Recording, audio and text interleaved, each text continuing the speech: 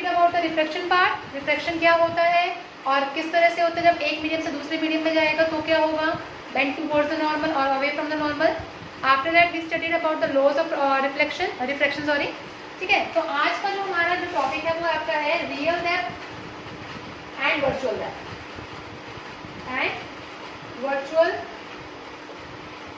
Depth. ठीक है, real depth और वर्चुअल डेप्थ में क्या होता है क्या कि आपका जो ऑब्जेक्ट है वो एक अपनी रियल पोजीशन में रखा है, लेकिन जब ऑब्जर्वर ने उसको देखा, ठीक है, दूसरे मीडियम से, तो उसको वो कहाँ दिखाई दिया, थोड़ा सा अपीयरेंट पोजीशन में दिखाई दिया। फॉर एग्जांपल जैसे अभी मैं यहाँ पे डायग्राम बना रही हूँ, ये आपके पास दो मीडियम है, एक है ये डेंसर मीडियम और दूसरा क्या है आपके पास रेयर मीडियम। ये कौन सा मीडियम बेटा, डेंसर, और ये कौन सा है, रेयर। ठीक है, ऑब्जेक्ट किसी इस पॉइंट पे रखा है, यहाँ पे डेंसर मीडियम के अंदर रखा है ऑब्जेक्ट इस पॉइंट पर। अब क्या हुआ, ऑब्जर्वर बाहर है, लाइक अगर मैं देख रही हूँ तो मैं कहाँ हूँ, मैं बाहर से देख रही हूँ उस चीज को। ठीक है, तो क्या हुआ, ऑब्जर्वर बाहर है, जब ऑब्जर्वर उसको देखेगा उस ऑब्जेक्ट को, ठीक है, मान लीजिए मैं ऑब्जर्वर हूँ, मैंने देखा उसको अपनी आई से, ये मेरी आई है यहाँ पे, ठीक है, नॉर्मल ड्रॉ किया, इट मीन्स मैंने क्या किया, यहाँ से कुछ एंगल बनाया जिसकी वजह से क्या होगा, ये रेयर मीडियम से जब डेंसर मीडियम में जाएगा तो बेंड करेगा किसकी तरफ, टूवर्ड्स द नॉर्मल। किसकी तरफ बेंड करेगा बेटा, टूवर्ड्स द नॉर्मल। ये हो गया टूवर्ड्स द नॉर्मल, ये ऑब्जेक्ट के पास टूवर्ड्स द नॉर्मल चला गया। ठीक है, एरो नहीं बनाएंगे तो एरो के मार्क्स कट जाएंगे। एरो रे ऑप्टिक्स में सबसे ज्यादा इंपॉर्टेंट है, रे का नाम ही आपके पास एरो से डिनोट करता है। ठीक है, ऑब्जेक्ट आना था यहाँ पे, ये ऑब्जेक्ट है, लेकिन जब मैंने देखा इस ऑब्जेक्ट को तो मुझे जो इसकी पोजीशन नजर आई, यहाँ से देखिएगा बिल्कुल, मुझे जो इसकी पोजीशन नजर आई वो कहाँ नजर आई, इस पोजीशन नजर आई, इस पोजीशन पे। ठीक है, ऑब्जेक्ट था यहाँ पर लेकिन उसकी इमेज कहाँ दिखाई थी, मुझे इस पॉइंट पे दिखाई थी, तो इसका नाम रख दिया मैंने, इसको डी ले लिया, इसको सी ले लिया। ठीक है, ऊपर वाला पार्ट क्या हो गया, ए, और ये हो गया डी। डायग्राम में बताइए किसी को कोई problem in the diagram. I am standing here, मैंने इस ऑब्जेक्ट को देख रहा था यहाँ पर, लेकिन मुझे दिख कहाँ रहा है वो ऑब्जेक्ट, इस पोजीशन में दिखाई दे रहा है, तो ये उसकी क्या होगी, वर्चुअल डेप्थ होगी। इसको क्या बोलेंगे, वर्चुअल डेप्थ। इमेज मुझे यहाँ मिल रही है, तो ऑब्जेक्ट का जो आपका हाइट है वो हमने क्या ले लिया, it be H not, object क्या हो गया, एच नॉट हो गया। ठीक है, और इमेज की जो हाइट होगी वो क्या हो गया, एच आई होगी, जो किसी पॉइंट तक मिल रही है हमें। ठीक है, अब किसी एंगल से जब वो इंसिडेंट कर रहा है तो वो हमने एंगल ले लिया नेगेटिव थीटा 2। ये एंगल कितना है, थीटा 1 सॉरी, और ये कितना हो गया आपके पास, थीटा 2। ये कितना हो गया बेटा, थीटा 2। अब मुझे एक चीज बताइए, अगर ये थीटा 1 है तो ये पूरा का पूरा एंगल कितना होगा, ये फुल एंगल।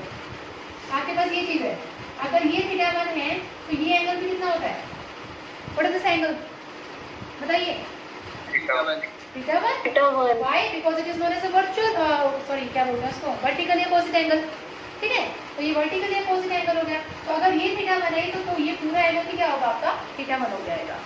ओके, और अगर ये थीटा 1 है कुछ इस तरह से मैं बना रही हूँ, अगर ये थीटा 1 है तो ये भी कितना होगा बताइए, थीटा 1। व्हाई, कौन सा एंगल है ये, मैथ्स में बोलते हैं ना, ऑल्टरनेट बोलते हैं, आई थिंक सो।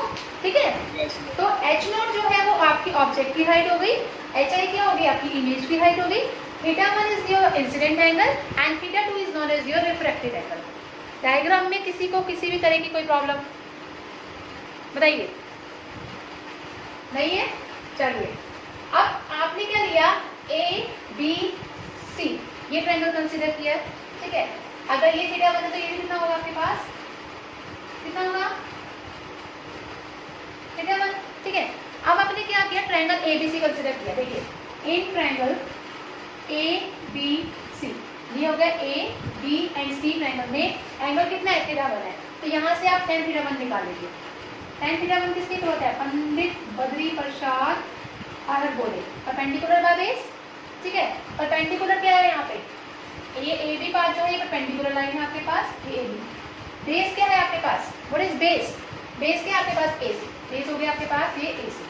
ठीक है, तो ए बी बाय ए सी कितना है बेटा आपके पास, एच आई, एच आई हो गया आपके पास ए सी। तो यहाँ से हमने क्या किया बेटा, हमेशा याद रखना फिजिक्स के टर्म में, अभी आप रे ऑप्टिक्स के केस में क्या करेंगे, जब भी आप कोई एंगल लेते हैं तो वो एंगल क्या लेते हैं, उसको मिनिमम एंगल कंसिडर करके चलते हैं, और वो एंगल चाहे आपका tan थीटा हो चाहे वो आपका sin थीटा हो, वो हमेशा थीटा 1 के इक्वल होगा। कैसे मतलब, अगर tan थीटा 1 ले रहे हो तो थीटा 1 के इक्वल होगा, अगर sin i ले रहे हो तो वो i के इक्वल होगा, क्योंकि एंगल इतना स्मॉल होता है कि हम उसकी जो ट्रिग्नोमेट्रिक वैल्यू है उसको नेग्लेक्ट करके सिर्फ और सिर्फ उसके एंगल को कंसिडर करते हैं। ठीक है, तो लिखोगे आप for smaller angle tan theta 1 is approximately equal to theta 1। ठीक है, तो देयरफॉर आपके पास क्या आ गया, थीटा 1 किसके इक्वल आ गया, theta 1 is equal to AB by HI, और यहाँ से AB किसके इक्वल हो गया, AB is equal to HI theta 1। ठीक है, यहाँ तक किसी को कोई प्रॉब्लम, ये देखना तो देखो, नहीं तो आप फर्स्ट इक्वेशन यहाँ तक भी छोड़ सकते हो, इसको आप क्या कंसिडर कर लीजिए, फर्स्ट इक्वेशन कंसिडर कर लीजिए। ठीक है, similarly now in triangle ABD, इस ABD ट्रायंगल के अंदर, in triangle ABD tan theta root 2 निकालिए। इसमें क्या होगा tan थीटा रूट में, AB परपेंडिकुलर बाय बेस क्या है आपके पास, हाइट, दैट इज AD। ठीक है, तो ये हो गया AB बाय AD कितना है आपके पास, H0। तो यहाँ से आप tan थीटा 2 को क्या करेंगे दोबारा से, tan theta 2 is approximately equal to theta 2। तो यहाँ पर क्या करेंगे, थीटा 2 इज इक्वल टू, ये हो गया आपके पास AB बाय H0। ठीक है, इसको आपने क्या कंसिडर कर दिया, let it be the second है, ये क्या आपके पास सेकंड पॉइंट। अब एक चीज बताइए, स्नेल्स लॉ क्या बताता है कि ratio of sine of I by sine of R is equal to constant term. ठीक है, हमारे पास दो मीडियम है, अगर मैं इस मीडियम का रिफ्रैक्टिव इंडेक्स मान लेती हूँ n1, तो इस मीडियम का मान लेती हूँ n2। ठीक है, तो क्या हम इस B पॉइंट पर स्नेल्स लॉ का अप्लाई कर सकते हैं। ठीक है, देखिए कैसे अप्लाई करेंगे, इस B पॉइंट पर अगर मैं स्नेल्स लॉ को अप्लाई कर रही हूँ at point B, apply Snell's law, जैसे हमने स्नेल्स लॉ को अप्लाई किया B पॉइंट पर तो हमारे पास क्या हुआ, देखिए ऑब्जेक्ट कहाँ था, इस पॉइंट पे था। ठीक है, लेकिन हमें इमेज कहाँ दिख रही है, इस पॉइंट पे दिख रही है। तो आप क्या करेंगे, कल भी बताया था कि sine I by sine R किसके इक्वल होता है, n2 बाय n1 के इक्वल होता है। ठीक है, तो यहाँ पर साइन I के प्लेस पे क्या है, कौन सा एंगल बना रहा है, I के प्लेस पर थीटा 1 बना रहा है, और उसके R के प्लेस पे कितना बना रहा है, थीटा 2, साइन थीटा 2, और वो किसके इक्वल हो गया, n2 बाय n1।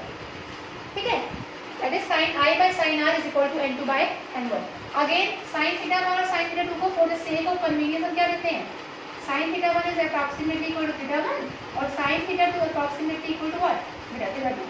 ठीक है, बिकॉज स्मॉलर एंगल होते हैं इसलिए हम इसको क्या करते हैं, नेगलेक्ट करके चलते हैं। तो आपके पास यहाँ से कितना आ गया, theta 1 by theta 2 is equal to n2 by n1। ठीक है, अब आपके पास थीटा 1 की भी वैल्यू है और आपके पास थीटा 2 की वैल्यू है।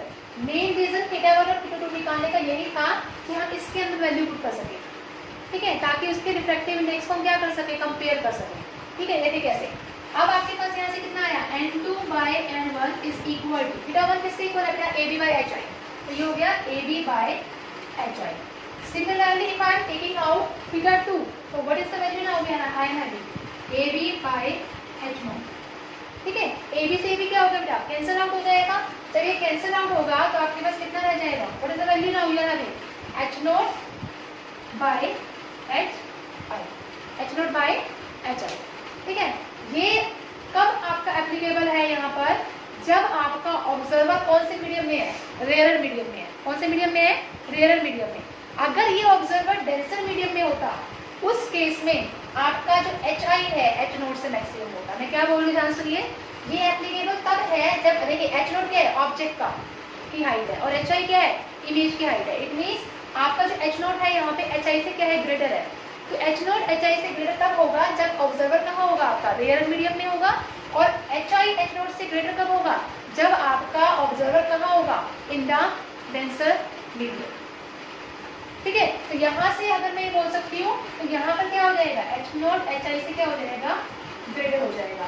लेकिन अगर मैं बात करूँ n2 by n1 is equal to HI by H0 की, HI बाय H0 की, तो उस केस में हम क्या बोल सकते हैं कि HI जो है H0 से क्या हो जाएगा, बड़ा हो जाएगा।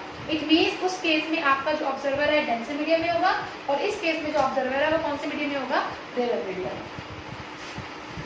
In the case of your TIR क्या है आपके पास, टोटल इंटरनल रिफ्लेक्शन होता है, नाम से पता चल रहा है कि टोटली जो रे है वो बेंड हो गई, इंटरनली बेंड हो जाएगी। ठीक है, तो हमने इस केस में क्या ले लिया, हमने अगेन डायग्राम के थ्रू मैं बताऊंगी आपको, ये आपका डायग्राम है और इसमें क्या है, ये डेंसर मीडियम है आपका और ये कौन सा मीडियम है, रेयर मीडियम। ओके, यहाँ पर क्या है, ये आपका सरफेस पे सोर्स रखा है, कोई ऑब्जेक्ट है और यहाँ से क्या हुआ, इस सोर्स से क्या है, लाइट रेस पास हो रही है और ऑब्जर्वर कहाँ बाहर ही है, खैर इसमें ऑब्जर्वर की इतनी जरूरत नहीं है। अब क्या करवाया हमने, लाइट को ट्रेवल करवाया बेटा, किसको ट्रेवल करवाया हमने, लाइट को। जैसे ही लाइट को ट्रेवल करवाएंगे, इस केस में जो लाइट है वो कहाँ से कहाँ ट्रेवल होगी, डेंसर से रेयर मीडियम में ट्रेवल होगी। ठीक है, और जब वो लाइट रे पार्शली रिफ्लेक्ट होती है और इन द सेम मीडियम और पार्शली रिफ्रैक्ट होती है अनदर मीडियम में, रिफ्लेक्ट होगी तो सेम मीडियम में रिफ्लेक्ट होगी और रिफ्रैक्ट होगी तो एक मीडियम से दूसरे मीडियम में जाएगी। तो उस रिफ्लेक्टेड रे को, उस रिफ्लेक्टेड मीडियम को हम क्या बोलते हैं, that is known as your TIR। क्या बोलते हैं उसको, TIR। तो TIR क्या है कि when the light ray travel from denser to the rarer medium, then it partially reflected in the same medium and it partially refracted from one medium to another medium. So this reflected ray is known as your what, TIR। इसके बहुत सारे application based हैं, जैसे twinkling of star, star twinkle क्यों करता है, ठीक है, डायमंड स्पार्कल क्यों करता है, ठीक है, या फिर हम क्या करते हैं, मिराज का केस ले सकते हैं, ऑप्टिकल फाइबर का केस ले सकते हैं, ये सारे क्या है, इसके एप्लीकेशंस हैं।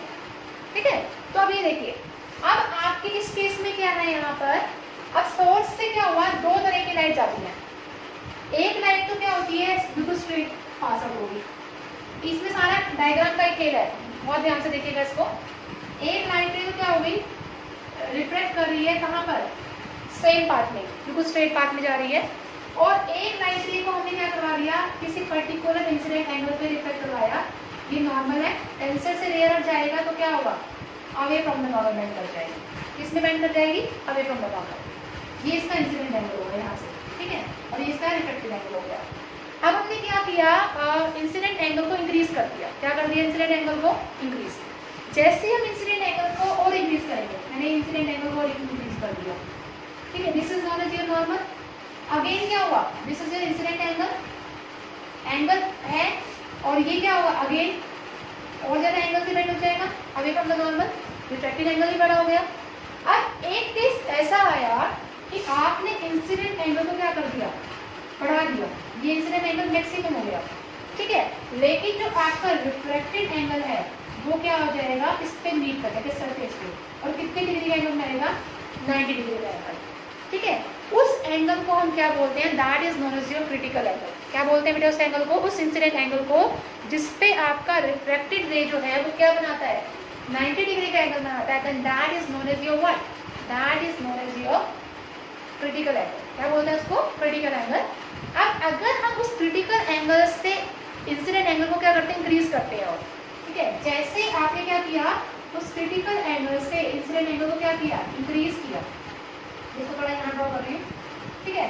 अब क्या हुआ, ये पाथ 90 डिग्री से और ऊपर तो जा नहीं सकता कहीं पे, ये क्या कर जाएगा, ये इसी पाथ से क्या हो जाएगा, इसके अंदर रिफ्लेक्ट बैक हो जाएगा।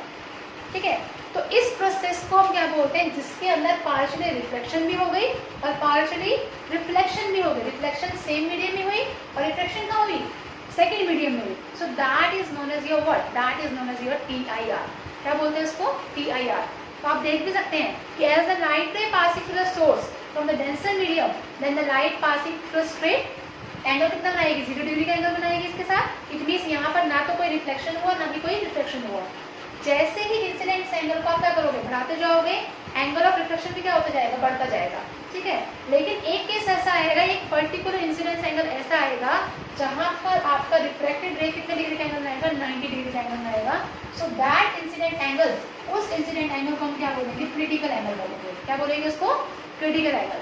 अब उसके बाद से क्या बोला, as soon as the incident angle is greater than the critical angle. जैसे ही इंसिडेंट एंगल क्या हुआ, क्रिटिकल एंगल से बड़ा हुआ, तो रेज क्या हो जाएगी, सेम मीडियम से क्या हो जाएंगी, रिफ्लेक्ट बैक कर जाएंगी। तो उस प्रोसेस को हम क्या बोलेंगे, that is known as your TIR, that is known as your total internal reflection. अब यहाँ से अगर मुझे इसका फॉर्मूला निकालना है इस TIR का, तो मैं कैसे निकालूंगी, ये आपका रिफ्लेक्टेड इंडेक्स हो गया इस मीडियम का, ये हो गया इस मीडियम का, अभी हमने जो फॉर्मूला देखा था स्नेल्स लॉ के अकॉर्डिंग, वो क्या था, n1 sin θ1 is equal to n2 sin θ2। अभी जो हमने किया था फॉर्मूला, ठीक है, जहाँ पर θ1 और θ2 की प्लेस पे क्या है, क्रिटिकल एंगल है और 90 डिग्री है, ठीक है, ये क्रिटिकल एंगल है, ये 90 डिग्री है। जहाँ से जब इंसिडेंट हो रहा है तो इंसिडेंट एंगल क्या है आपके पास, sin c, ठीक है। इसको आप अब मानिए रिफ्रैक्टिव इंडेक्स का 1 मानिए, इसका 2 मानिए, क्योंकि हम n1 और n2 कंसीडर कर रहे हैं, ठीक है। c is equal to n2 क्या आपके पास एयर है, एयर के केस में आपका रिफ्रैक्टिव इंडेक्स क्या होता है, 1 होता है, इसलिए इसको क्या होगा, ये हो गया 1 आपका। और sin θ2 कितना है, एंगल कितना बन रहा है इसका 90 डिग्री, तो sin हो गया आपके पास 90। sin 90 क्या होता है आपके पास 1 होता है, तो हम क्या लिखेंगे, इसको आप रिफ्रैक्टिव इंडेक्स n ही कंसीडर करिए, n1 n2 रख लीजिए, रिफ्रैक्टिव इंडेक्स सबका क्या है, सेम है, ठीक है। एक को n कर लीजिए, इसको आपके पास 1 ही हो जाएगा आपके पास, तो ये हो गया n sin c is equal to क्या हो गया आपके पास 1। तो यहाँ से आपके पास अगर आपको निकालना है sin c, तो वो sin c किसके इक्वल हो जाएगा, sin c हो जाएगा आपके पास 1/n। तो यहाँ से आपके पास क्रिटिकल एंगल का एक फॉर्मूला आ गया, वो फॉर्मूला क्या आया, sin c is equal to 1/n। n क्या है, रिफ्रैक्टिव इंडेक्स है, और sin c क्या था आपके पास, स्नेल्स लॉ से हमने क्रिटिकल एंगल का एक फॉर्मूला निकाल दिया।